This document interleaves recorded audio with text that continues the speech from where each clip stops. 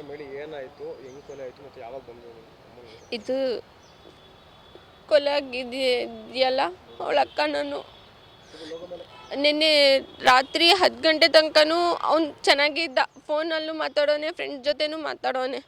ಈ ಥರ ಏನೋ ಕರಿತವನೆ ಕಣೋ, ಯಾರು ತೌಹಿದ್ ಹೊಡೆದೋನಲ್ಲ, ಸಾಯಿಸೋನಲ್ಲ ಅವನು, ಬಾರು ಅಂತ ಮೊಹಮ್ಮದನು ಅವ್ರಿಗೆ ಶಾಬಾಜ್ ಅಂತ ಇಬ್ಬರು ಕರೆದೋನೆ.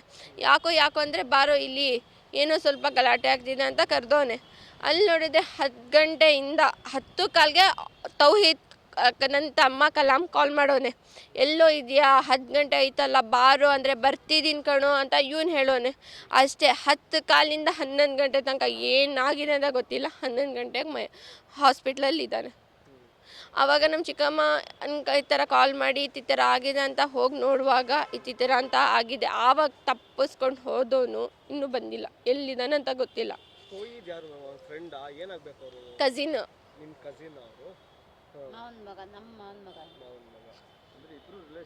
ರಿಲೇಷನ್ನೇ. ಇದೇನಕ್ಕೆ ಅಂತ ಗೊತ್ತಿಲ್ಲ. ಇವನು ಕೆಲ್ಸಕ್ಕೆ ಹೋಗ್ತಿದ್ದ, ಯಾರು ತೌಹಿದ್ದು ಓನರು. ನನ್ನ ತಮ್ಮ ಅವ್ನು ಕೆಳಗಡೆ ಕೆಲಸ ಮಾಡ್ಕೊಂಡಿದ್ದ. ಏನು ಸ್ವಲ್ಪ ದುಡ್ಡು ವಿಷಯದಲ್ಲಿ ಸ್ವಲ್ಪ ಇದು ಮಾಡಿಕೊಂಡು ಅವನಿಗೆ ಅವಳ ಜೊತೆ ಕೆಲಸನೂ ಸೆಟ್ ಆಗ್ತಿರ್ಲಿಲ್ಲ. ಅವ್ನು ಬೇರೆ ಕೆಲಸಕ್ಕೆ ಸೇರ್ಕೊಂಡ. ಅವನು ಆ ದುಶ್ಮನಿ ಇಟ್ಕೊಂಡು ಅವ್ನು ಸೇಟ್ ತೀರ್ಸ್ಕೊಂಡವನು. ನನ್ನ ತಮ್ಮ ತೌಹೀದ್ ಹತ್ರ ಬಿಟ್ಟಾದ್ಮೇಲೆ ಅವ್ನು opposite party, Tauheed opposite party ಜೊತೆ ಕೆಲಸ ಮಾಡ್ತಿದ್ದ. ಆಪೋಸಿಟ್ ಪಾರ್ಟಿ ಜೊತೆ ಕೆಲಸ ಮಾಡ್ತಾನೆ. ದುಶ್ಮನಿ ಸೇಟ್ ತೀರ್ಸ್ಕೊಳಕ್ಕೆ ಮಾಡಿದ್ನೋ ಗೊತ್ತಿಲ್ಲ. ವೆಲ್ಡಿಂಗ್ ಕೆಲಸ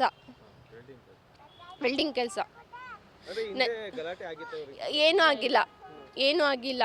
ಏನಾಗಿದೆ ಅಂತ ನಮ್ಗೆ ಗೊತ್ತಾಗ್ತಿಲ್ಲ.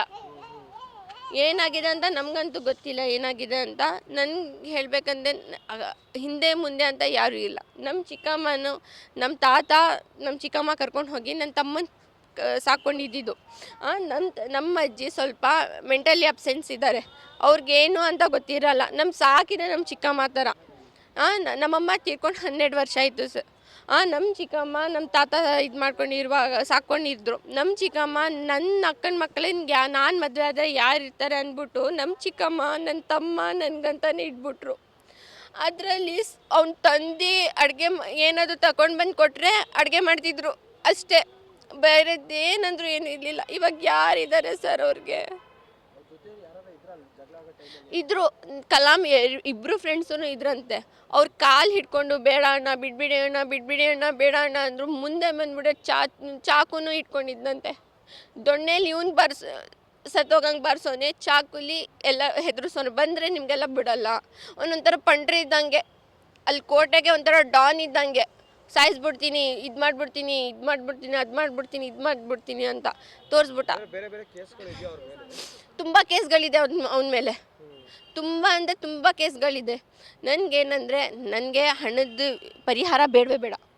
ನನ್ನ ತಮ್ಮ ಹೆಂಗೆ ನರಳಿ ಸಾಯೋನು. ಆ ವಿಡಿಯೋ ನೋಡಿ ನೀವು. ನನ್ನ ತಮ್ಮ ಲಾಸ್ಟ್ ಉಸಿರು ತೆಗೋದನಲ್ಲ, ಅವ್ನ ವಿಡಿಯೋ ನೋಡಿ. ನಾನು ಇಷ್ಟೇ ಹೇಳ್ಕೊಳ್ಳೋದು, ನಿಮ್ಮ ತಮ್ಮ ನನ್ನ ತಮ್ಮನಿಗೆ ಯಾರು ಸಾಯಿಸೋರು ಎನ್ಕೌಂಟರ್ ಮಾಡಿಬಿಡಿ. ಯಾಕಂದರೆ ಇವತ್ತು ನನ್ನ ತಮ್ಮ ಸತ್ತೋದ, ನಾಳೆ ಯಾರು ತಮ್ಮಂದಿರು ಸತ್ತೋಗ್ಬೇಡ್ದು, ಯಾರ ಮಕ್ಕಳು ಸತ್ತೋಗ್ಬೇಡ್ದು. ಹೆಂಗೆ ಸಾಕಿರ್ತಾರೋ. ನಮ್ಮ ಚಿಕ್ಕಮ್ಮನಿಗೆ ಏನು ಬಂದಿದ್ದು, ಅಕ್ಕನ ಮಕ್ಳಿಗೆ ಈ ಥರ ಸ್ವಂತ ಮಕ್ಳ ಥರ ಮದುವೆ ಆದಂಗೆ ನೋಡ್ಕೋತಾರೆ ಸರ್.